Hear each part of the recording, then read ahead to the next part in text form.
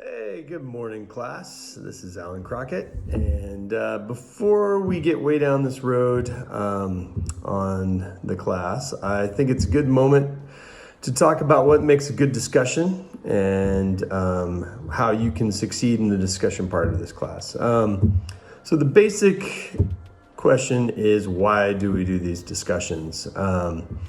There's a lot of information out there, but actually a few of the main things that I think are important why we do these discussions is they help to create an interaction between you and me and you and all the other students.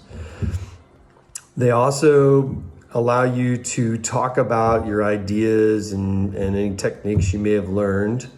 And they give you an opportunity to kind of be like a in-person class. And the most important, I think, is that it gives you a chance to see what other people think about your artwork and to also get compliments or whatever, from people. So while these are the important things of why, there's some good things to remember in terms of what makes a discussion work.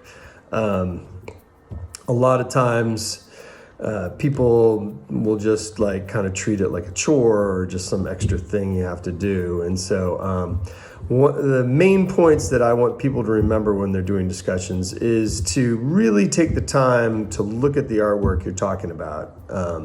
Figure out what it is about this artwork that makes it interesting or compelling, or what you think is not quite working.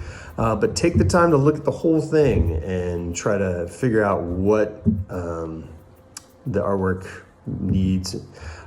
Think about how the artwork is meeting the goals of the project, or how it relates to other artwork in the class or other art historical references. And then to ask questions that kind of help us understand how you're seeing the artwork, and also maybe help the artist understand what their content is saying, or how they're saying it, or what it looks like.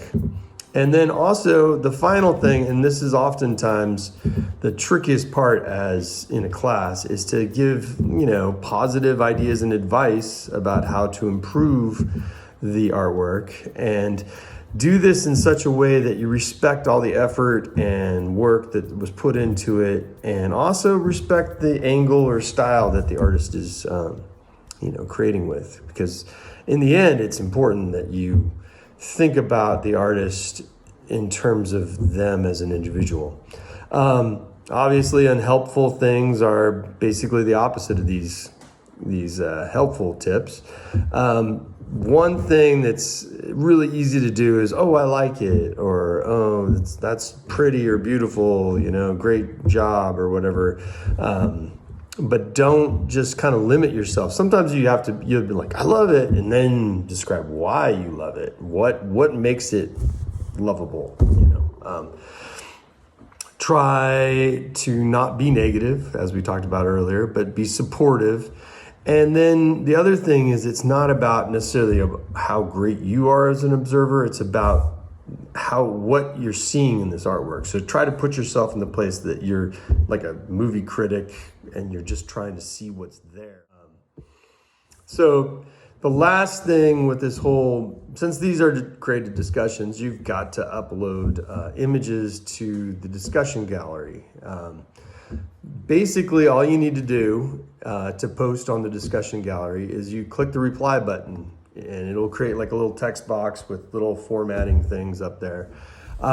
Because we're working in Adobe Illustrator, you'll have to convert everything that you do for the discussion page, because it doesn't take Illustrator files, into a PNG.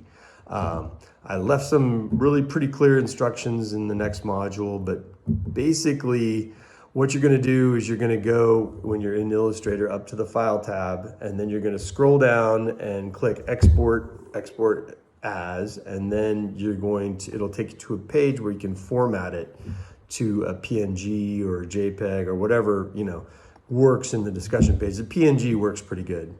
You may need to make it smaller, which that's another little skill, especially if you're doing a big file. In order to upload it to our discussion, it may need to be shrunk down. And I'll talk about that more, but then the important thing with Illustrator is you have these things called artboards. And if your work is, bigger than the artboard, that's an issue. You might have to enlarge your artboard size. But if your work is on one artboard and you might have two artboards out there, you need to make sure that it knows that you just want to export that artboard image, the one that's on the first artboard, the PNG. And then,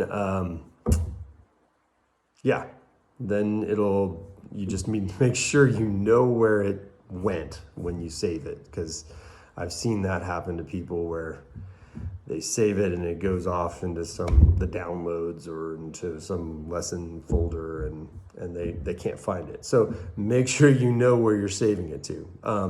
And then once you have it saved as a PNG file, you just go to Insert, and then go to Image and Upload Image. And if you know where it is, you can just pop it into the discussion. So that should be pretty straightforward. And